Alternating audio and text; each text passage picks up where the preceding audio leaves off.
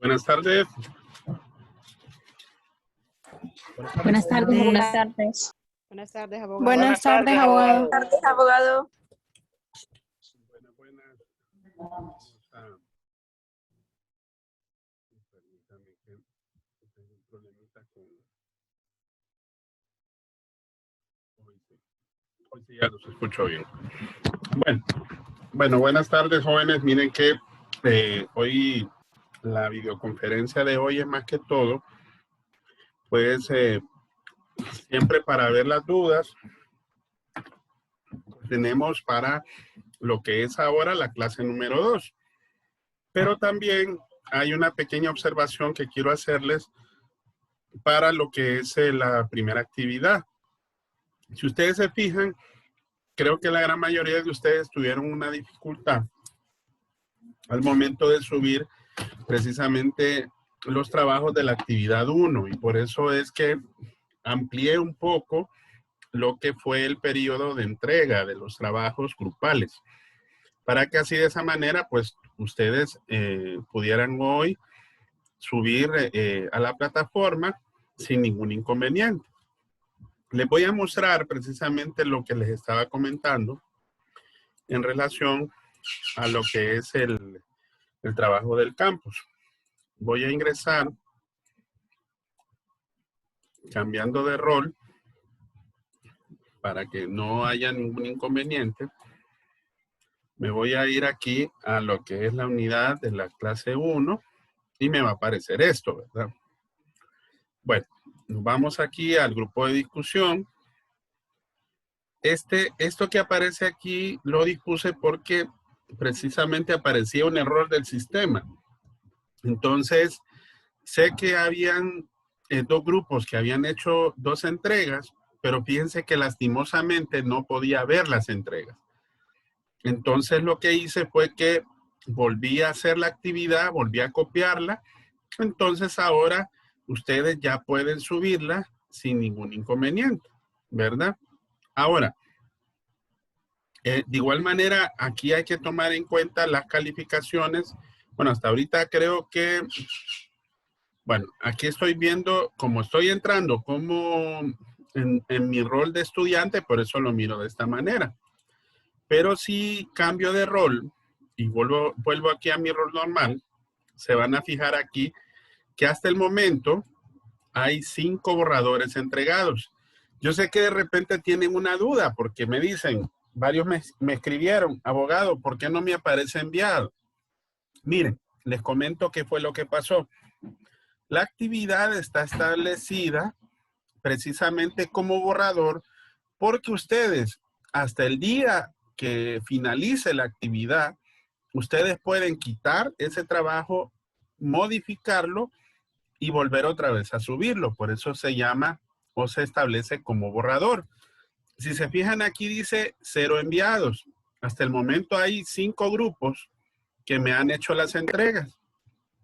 Siempre y cuando aparezcan ahí subidos los trabajos, aquí les voy a visualizar. Vaya, por ejemplo aquí, voy a ver si los puedo ver por grupos. Creo que no. Creo que solamente los puedo ver individual. Pero bueno, si se fijan aquí, ya están distribuidos los grupos. Grupo 2, grupo 4, aquí los identifico por cada uno de ellos. Si se fijan aquí, por ejemplo, aquí está la compañera Lixi Tatiana. Y aquí me aparece borrador no enviado. Bueno, aquí dice qué fecha fue el que lo subió, ¿verdad? Que fue la fecha de hoy. Y aquí aparece ya lo que es el trabajo grupal, que como bien lo dice, es el nombre del coordinador. Por eso aparece subido, que en este caso es del grupo número 1, ¿verdad? Si se fijan, aparece exactamente el mismo nombre, miren. Cruz, Kenia y Ulisa, de casos número 1, ¿verdad? Porque son del mismo grupo. Entonces, como son del mismo grupo, por eso les aparece una sola entrega. Lo único que se repite en los compañeros que están integrados dentro del grupo. Entonces, no se preocupen si les aparece como borrador. Si les aparece como borrador, siempre y cuando aparezca el archivo subido, el archivo les va a aparecer así como me aparece a mí así. Usted puede verificar la entrega. Yo, por ejemplo, lo que hago aquí es que le doy clic aquí y aquí se descarga. Claro, no se mira, no se visualiza, pero yo inmediatamente le doy clic aquí y se va a visualizar el trabajo. Ya van a ver.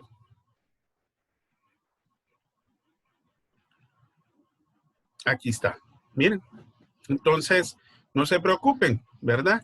Si se les aparece como borrador no enviado, siempre y cuando les aparezca el archivo que está subido y que ustedes verifiquen que es el archivo que ustedes modificaron, no hay ningún inconveniente. ¿Ok? Dígame, David. Una consulta, buenas tardes, abogado, y a todos los compañeros. Una consulta, abogado, fíjese que a mí me aparece como sin grupo y nosotros creo que la compañera subió el trabajo. Siempre aparece ahí como borrador, pero aparece ahí como sin grupo. Sin grupo. Fíjense que por eso fue que compartí hoy los grupos que me habían enviado. Solamente un grupo fue que me notificó que aparecían que me habían enviado el correo y efectivamente me habían enviado el correo, pero al revisarlo no me aparecía el archivo adjunto y por eso no los pude visualizar, pero ya hice la corrección. Pero es cierto, me aparecen varios compañeros. Voy a verificar ahorita, permítame. Voy a salir de acá. Ella fue la compañera que le mandó el trabajo y le dijo de que le notificó de que no podíamos, que no pudo subirlo, pues entonces por eso no creo que nos aparece en grupo, pero sí ese fue el trabajo de nosotros. Permítame, voy a identificarlo ahorita porque sí, eso sí me preocupa. Vamos a ver los participantes. Bueno, ahorita que ingresó ahí nos miraba a nosotros y miraba ahí que ahí mira, ahí aparezco el primero, David Efraín, dice no hay grupos. Bueno, entonces no tengo el grupo. ¿Ustedes me mandaron correo con los integrantes? El correo creo que no, pero sí subimos el trabajo. Ah, bueno, entonces ese es el problema, que tenían que primero notificarme para poder hacerlo. Ah, ok, hay que enviarle entonces el correo notificándole al grupo nuestro. Exacto, sí, porque es que el problema que se dio con la actividad anterior fue ese. Como aparecen ustedes que están sin grupo, hay una sola entrega para los que no tienen grupo, porque así lo hace el sistema, lo hace como predeterminado. Vamos a ver, ya les voy a enseñar.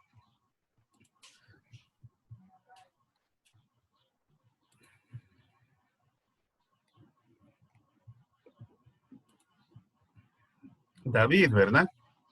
Sí, David Efraín Almendares. Ok. Bueno, si aquí pongo la letra D, me tiene que aparecer, a ver, aquí está. Miren. Entonces, me aparece como borrador no enviado este trabajo.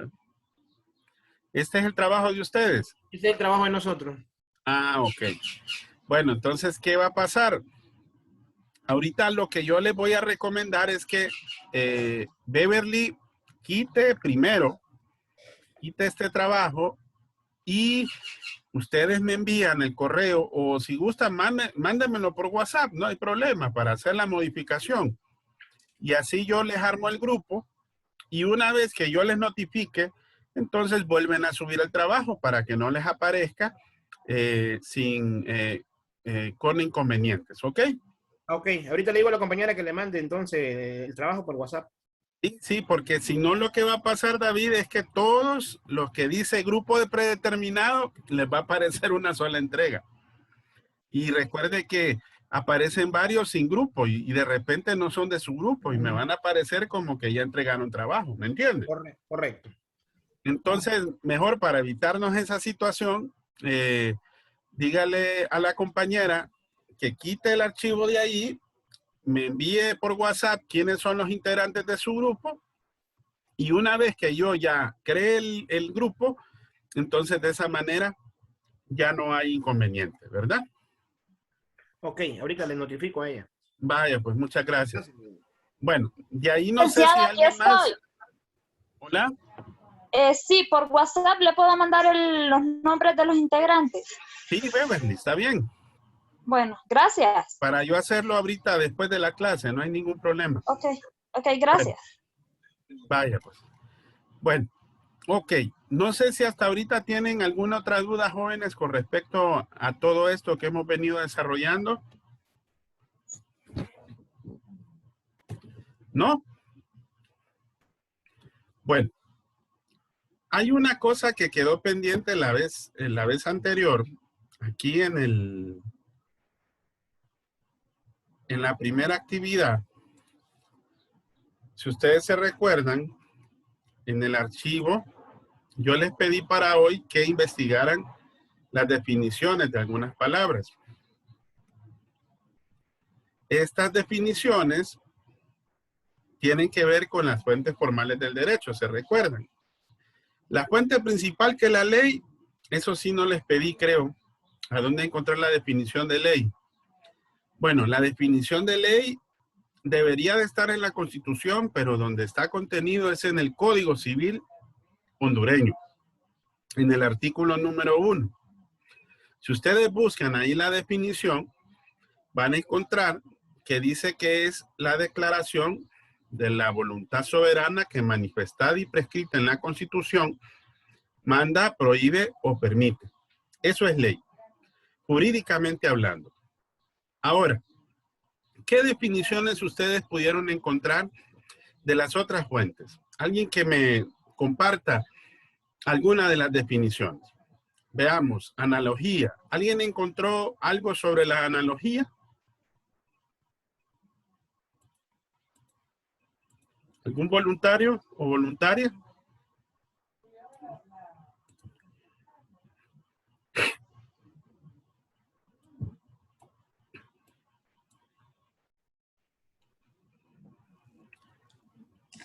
Ajá, veamos. ¿Para ahí? Bueno, yo encontré que la analogía se denomina la relación de parecido o semejanza que se puede identificar entre cosas diferentes, también puede aludir, según el cual pueden reconocerse características similares entre seres o cosas diferentes. Así es, exacto. En otras palabras, la analogía es como hacer una comparación de dos elementos que en este caso en derecho son dos instituciones jurídicas y vemos que son muy similares y que en su defecto, cuando la misma ley no establezca, digamos, alguna aplicación de manera directa, entonces por analogía, de forma subsidiaria, puede usted tomar las características de esa institución que es muy similar para que se pueda aplicar a esa institución jurídica. ¿Ok? ¿Alguien más? David me decía, también tenía una definición.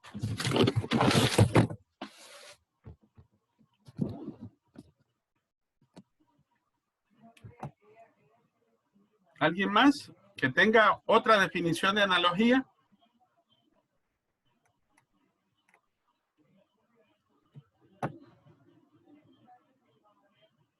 ¿No? Ok. Yo les había dicho que de repente, si alguno de ustedes podía conseguir un diccionario jurídico, bueno, yo les ofrecí un diccionario jurídico. Algunos sí me los pidieron, pero otros no me los pidieron. Hoy, por ejemplo, les envié algunos en el correo electrónico, se los compartí para que ustedes pudieran, como quien dice, pues tener un documento que en este caso pues les pueda servir para obtener ciertas definiciones. Bueno, terminemos de aclarar lo que es la analogía y cómo funciona precisamente dentro de lo que es el derecho. Les voy a explicar un ejemplo para que ustedes más o menos aterricen en cuanto a la idea de cómo funciona la analogía como una fuente subsidiaria. La fuente principal es la ley. El juez, el jurista, el fiscal, el abogado, todos de donde nos tenemos que amparar para poder resolver un caso concreto es de la ley, nuestro derecho escrito. Nuestras fuentes pueden ser de diferentes lugares. Si ustedes descargan otro documento que ahí está precisamente en el campus, van a encontrar que las fuentes en nuestro derecho, dependiendo de la fuente o lugar, puede ser de fuente de derecho escrito, puede ser de fuente de derecho jurisprudencial y la fuente de derecho que nosotros llamamos consuetudinario. Pero también existen otras fuentes que, como bien dice el término subsidiario, cuando hablamos de algo subsidiario es porque, como ustedes saben, la ley se aplica a todos en general. No puede ser muy específica en varios aspectos. Entonces es necesario que cubra dichos aspectos en un sentido bien amplio. Por eso es de aplicación general. Entonces, muchos de repente nos podemos encontrar casos concretos en donde de repente la ley es demasiado amplia. O tal vez pueda darse lo que nosotros llamamos como una laguna para poder responderlo desde el punto de vista jurídico. Y como nuestro derecho es escrito, el jurista necesariamente para poder solventar un problema jurídico necesita de lo que establece la ley. Entonces, nuestra ley establece las fuentes subsidiarias como un apoyo para que en aquellos aspectos que no están establecidos literalmente en la ley, entonces, en su defecto, se puede aplicar lo que son estas fuentes subsidiarias. La analogía es algo similar. Les voy a comentar un caso concreto para poder hablar de la analogía. Ok. En cierto momento vino un cliente y tuvo un accidente automovilístico con un vehículo que compró precisamente de una agencia, ¿verdad? Compró un vehículo de agencia.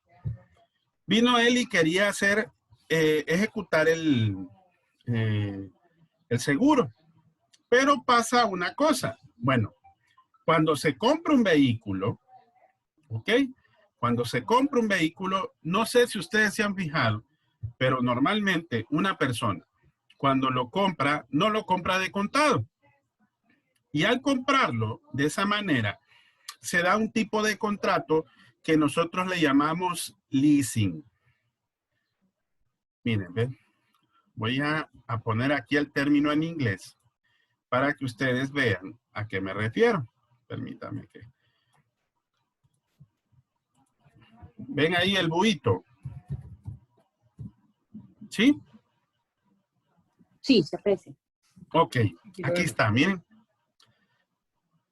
Ven ustedes cuando yo ingreso el término leasing. Es un término en inglés. ¿Ok? Mire que es el leasing. Me estoy yendo a Doctor Google, que es como quien dice donde normalmente nosotros consultamos. Dice aquí, es posible adquirir elementos que ayudan a la operación de empresas y el leasing es una palabra en idioma inglés que significa arriendo, dice. Pero ojo, en nuestro país existe un contrato de arrendamiento. ¿Ok? En la ley está establecido el arrendamiento. Pero ¿cómo funciona el leasing? Bueno, el leasing se da la situación, estimados, que cuando de repente usted esté pagando a una empresa una cosa, que en este caso es un vehículo nuevo, usted está pagando diferentes precios. Está pagando un precio por la compraventa. Está pagando un precio por un seguro. Y aunque no lo crean, está pagando una tercera cosa que se llama leasing, que es un arriendo. ¿Ok? Pero ojo, las tres cosas a la vez se les conoce como contrato leasing. Pero ojo, en Honduras hablamos español, no hablamos en inglés. Pero aún así, el leasing es un contrato que está jurídicamente permitido. Y muchos de repente me puedan preguntar, ¿pero por qué, abogado, está permitido? Bueno, les explico. En la ley existe un capítulo que dice contratos atípicos. Así como están los contratos típicos, ¿cuáles son los típicos? Compra-venta, arrendamiento, fianza, hipoteca, comodato, etcétera, etcétera. También existen aquellos contratos que no son literales. Al decir que es literal es que se les llama contratos atípicos porque dentro de la normativa de los contratos, recuerden que un contrato es un acuerdo de voluntades, ¿verdad? Es un acuerdo entre dos o más partes, en donde ponen su consentimiento, ponen un objeto y ponen una prestación.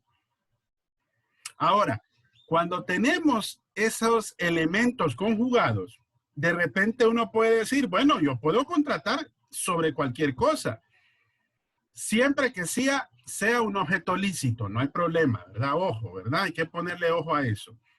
Y que el consentimiento esté dado por ambas partes. Y en donde existe una obligación contractual entre ambos. ¿Qué pasa con el leasing? Bueno, el leasing está permitido porque en la ley establece que ese capítulo de contratos atípicos permite desarrollar todos aquellos que dentro de la práctica jurídica del acuerdo de voluntades se pueden desarrollar tomando características similares. ¿Qué son las características similares? Eso se llama analogía. Entonces, esa parte de los contratos atípicos dice literalmente que permite la analogía como una fuente subsidiaria del derecho. Entonces, de esa manera, jóvenes, ¿cómo resolvemos este problema? Yo les estaba comentando del caso de este cliente que quería que le ejecutaran precisamente su seguro. Se accidentó. Él estuvo pagando por ese vehículo. Pero ¿qué pasó? Vino a la empresa y imagínense, el seguro de cierta manera, una vez que paga el deducible, le permite pues adquirir una contraprestación asegurando precisamente por lo menos un porcentaje mayor de lo que es el valor de la cosa. Él pagó 3 precios, pero ¿qué pasa? Al final, el pago por la compra-venta como que lo pierde. El arrendamiento es que se utiliza, se usa constantemente. Imagínense, usted compra una cosa que quiere que sea suya. ¿Qué pasa cuando normalmente usted compra una cosa en donde se establecen estos precios? ¿Se han fijado que las personas que compran este tipo de vehículos en la boleta de revisión no dice su nombre? Porque no pueden trasladar la nuda propiedad del mueble hasta que termine de pagar el precio de compraventa. Pero usted está pagando compraventa, arrendamiento, seguros, 3 precios sobre una sola obligación, que en este caso se llama leasing. Entonces, ¿qué pasa cuando existe un dilema entre estas partes? El juez, ¿de dónde va a tomar su herramienta si de repente en el contrato no hay nada? Si en la ley no hay nada que me diga sobre leasing. ¿Y cómo yo voy a hacer uso de ese término si jurídicamente hablando el término leasing no existe en la ley hondureña? Entonces, lo que hago es que por analogía, porque me lo permite la ley, voy a tomar esos artículos que están en ese capítulo y cuáles son las instituciones jurídicas que tienen características similares al leasing, compañeros. Yo mencioné 2 en esos 3 precios. ¿Cuáles son? A ver si alguien detectó esos 2 contratos en el mismo leasing. ¿Pago un precio por qué? Dijo que era por la compraventa, por el seguro y el arrendamiento. Exacto. Entonces ahí hay dos tipos de contratos, ¿verdad? Compra-venta y arrendamiento. Ahora, la ley sí me habla de compra-venta. Ese es un contrato típico. La ley me habla del arrendamiento. Entonces, ven ahora cómo funciona la analogía. ¿Qué es lo que va a hacer el juez para poder resolver el problema jurídico entre ambos? Él se va a ir al capítulo de la ley que habla de la compra-venta y del arrendamiento. Y lo va a hacer gracias al capítulo que habla sobre los contratos atípicos.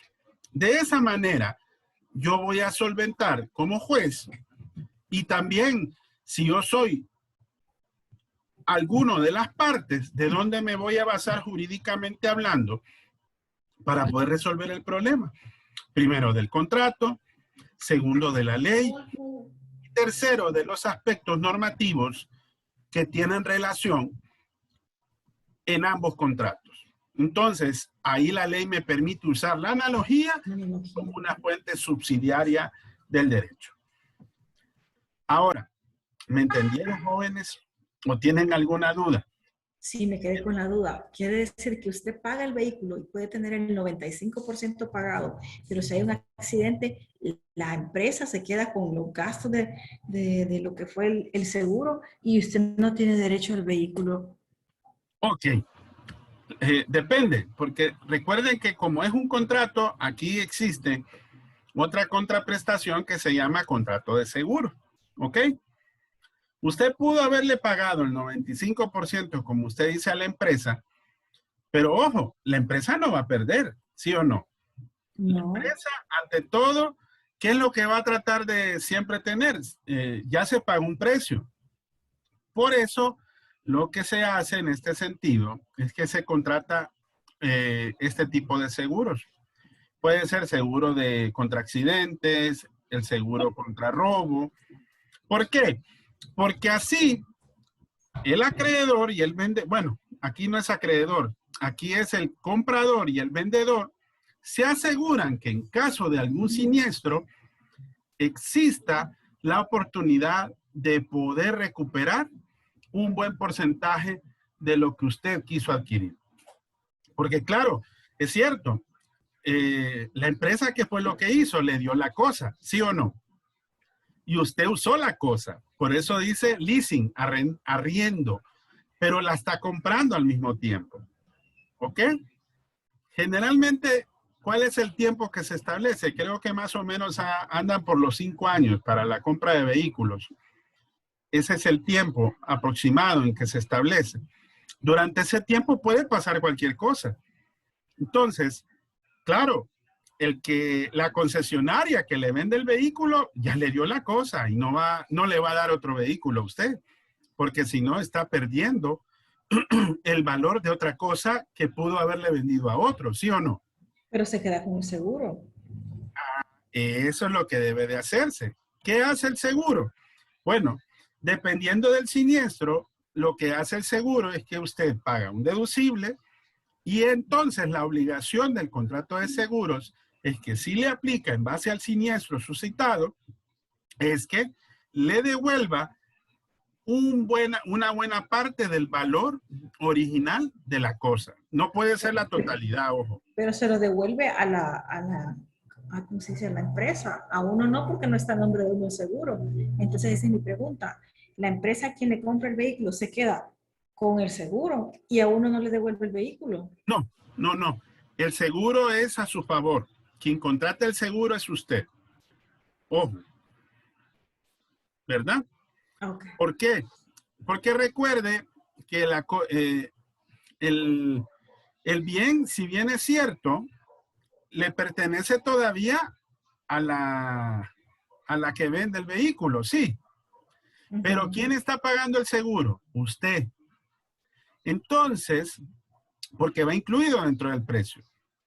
Entonces, claro, ¿qué pasa si llega un accidente, gracias a Dios sale vivo o viva, pero necesita recuperar algo del valor del vehículo? Claro, usted no ha terminado de pagar el vehículo.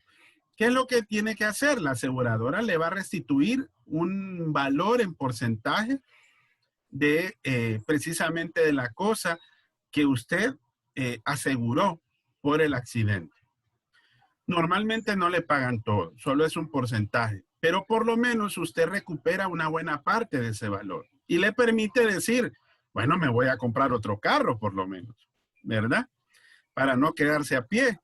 Pero ¿qué pasa? Muchas veces, aunque no lo crean, dependiendo del siniestro, en el caso de este cliente, así fue como le pasó.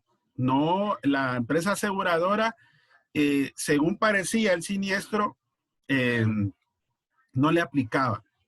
Al final se demandó y la empresa pues sí tuvo que reconocerle el valor de lo asegurado. Entonces ahí no hubo ningún inconveniente. ¿Por qué traigo el ejemplo? Porque esos son los problemas que ustedes como abogados y abogadas van a tener y que ustedes van a tener que hacer uso de estas fuentes para poder resolver esos problemas jurídicos, ¿verdad? Si no le encuentra la solución en la ley, ¿a dónde se va a ir? A la fuente subsidiaria. ¿Ok? Pero ojo, les repito, para que usted pueda usar la fuente subsidiaria, la ley lo tiene que establecer. Si la ley no me dice que puedo usar esa fuente, entonces no puedo utilizarla como una fuente subsidiaria del derecho. ¿Por qué? Porque si la ley me lo dice, entonces se convierte en ley. Entonces pasa a ser que de fuente subsidiaria se convierte en una fuente principal. Por eso se llaman fuentes formales del derecho. Si no, lo más fácil sería decir, no, el fin del derecho, ¿cuál es? La ley. Pero no, no es así. El fin del derecho son las fuentes formales. ¿Y cuáles son las fuentes formales? La fuente principal, que es la ley, y las fuentes subsidiarias, que son las que empezamos a mencionar hoy. ¿Ok? Ahora me van entendiendo. ¿Sí? Avi me iba a consultar algo, que vi que encendió su micrófono. No, abogado, fue un accidente. Ok, bueno. Ahora veamos otra de las fuentes subsidiarias, que investigaron por costumbre.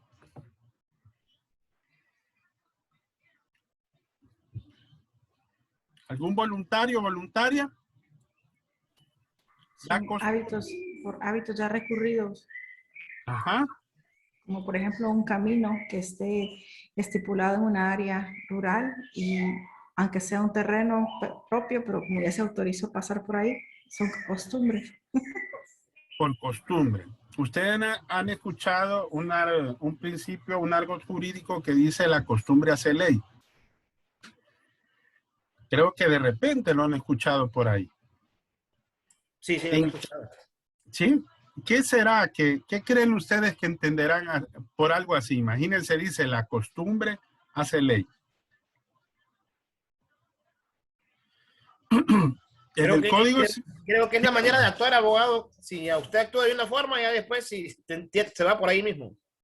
Generalmente, si usted ve la costumbre, viene, así como es el término latino, son usos que se repiten constantemente y que se adquieren como parte de los hábitos que tiene el ser humano. Pero ¿qué pasa cuando de repente usted tiene algún aspecto jurídico en el cual usted por costumbre lo hace o lo considera o lo toma? Les voy a comentar otro caso en particular, solo para que miren los ejemplos de las fuentes subsidiarias. Una vez a mí me tocó resolver un caso en un juzgado seccional de un domicilio aquí fuera de Tegucigalpa, y el juez que estaba ahí no era un juez de letras, sino que era un juez de paz. Los jueces de paz en muchos lugares no son profesionales de las ciencias jurídicas, pero son personas que, bueno, en aquella época, ¿verdad? Ahora eso ha ido cambiando. Son personas que llevan mucho tiempo, o llevaban mucho tiempo, perdón, dentro de lo que es el desarrollo o el litigio, digamos, o la solución de los problemas. Yo establezco una demanda ejecutiva con una letra de cambio y represento al acreedor. el juez, en este caso es un juez de paz, establece que la letra de cambio es título suficiente para ejecutar la deuda y le dice al deudor que tiene 24 horas para pagar la deuda. Pero me pone una multa a mí. Y la multa fue porque la letra de cambio no estaba debidamente complementada.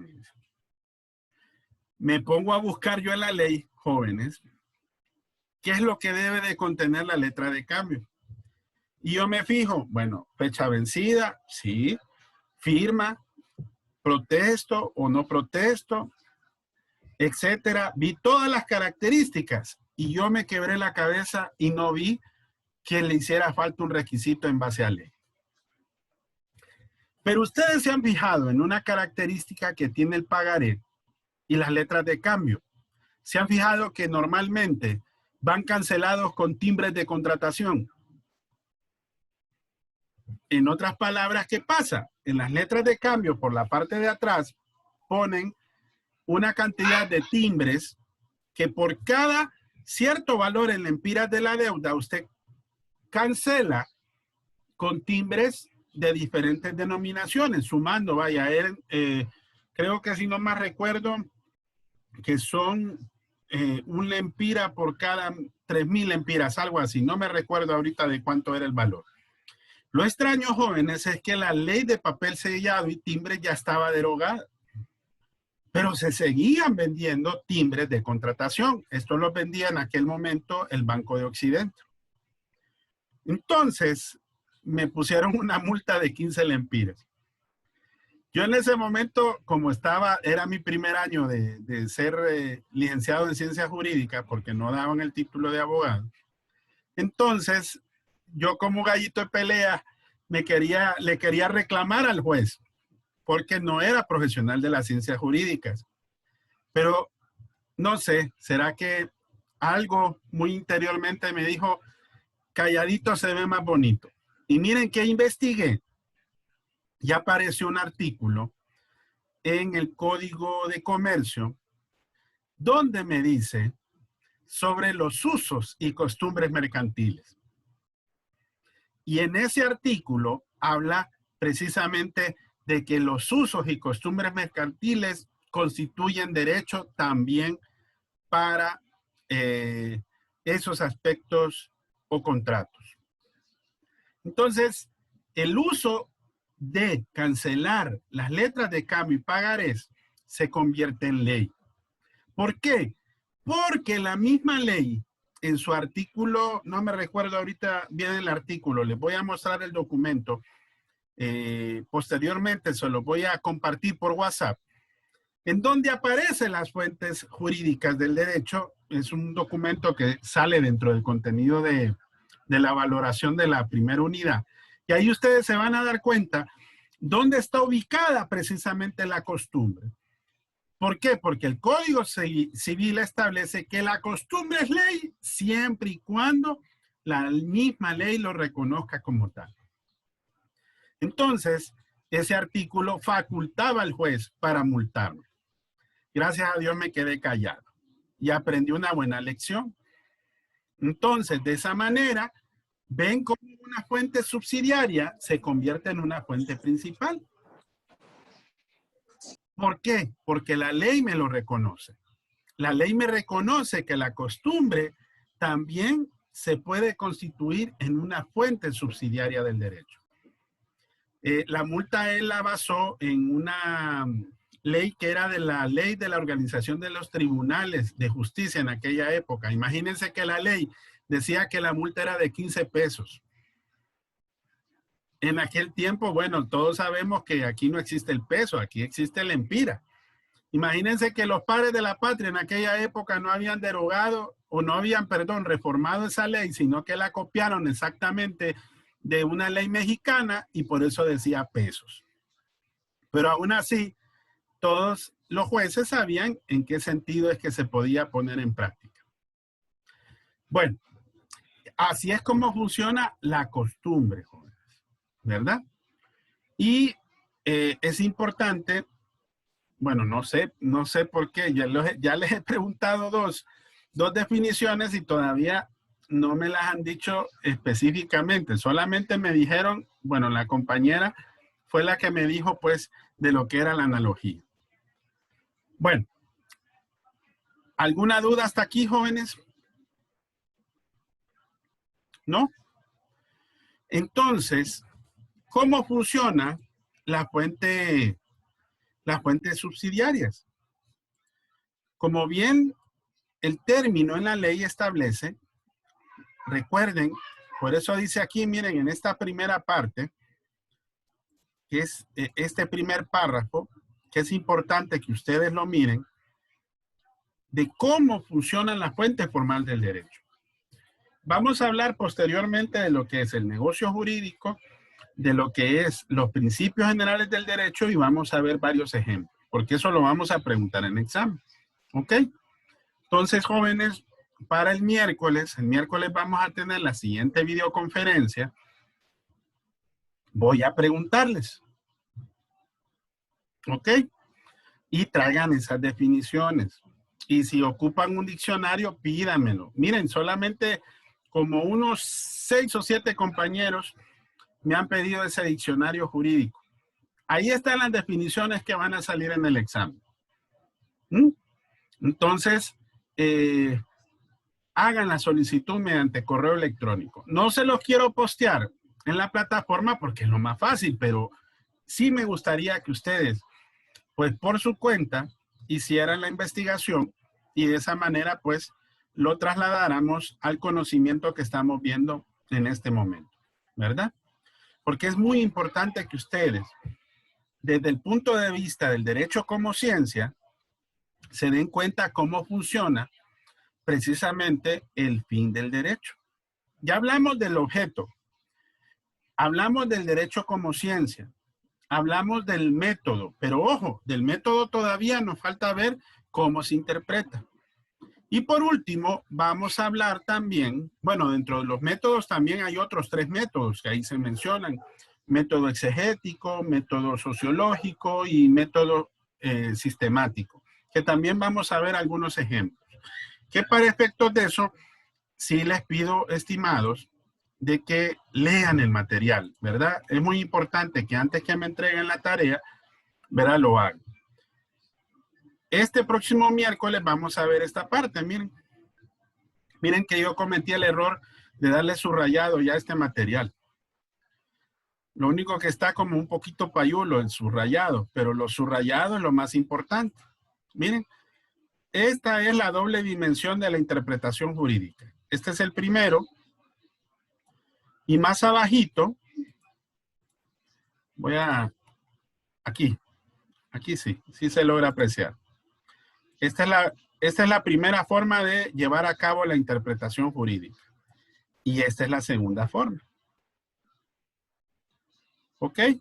Entonces, léanlo. Esa parte es importante. Y aquí están los 3 métodos. Miren, método exegético, sistemático y sociológico. Este es el primero, este es el segundo y esto es el tercero. Son 3 métodos de interpretación. Que si ustedes se fijan, la tarea número 2 habla de los métodos. ¿Ok? Póngale ojo a la tarea porque la fecha de entrega de esta tarea número 2 es precisamente para esta semana. ¿Verdad? Así que es importante que ustedes sepan cómo funciona esto de los métodos también. ¿Ok? Bueno, vamos a llegar hasta ahí, jóvenes. Y si tienen alguna duda, no dejen de preguntar, por favor. ¿Ok? Muy bien, muchas gracias, abogado. Vaya, pues. Bueno, entonces, cualquier cosa, ahí me escriben y estamos pendientes. Nos vemos pasado mañana, ¿verdad? Y rebúsquense ahí las preguntas, porque es importante de que ustedes vean a ver qué cosas ahí son interesantes, ¿verdad? De las que las podamos ver. En el chat les voy a compartir la hojita que les dije sobre las fuentes del derecho hondureño, ¿ok? Bueno. Gracias. Muchas gracias. Gracias. Buenas tardes. Buenas tardes. Gracias, abogado. Bueno, pues hasta luego.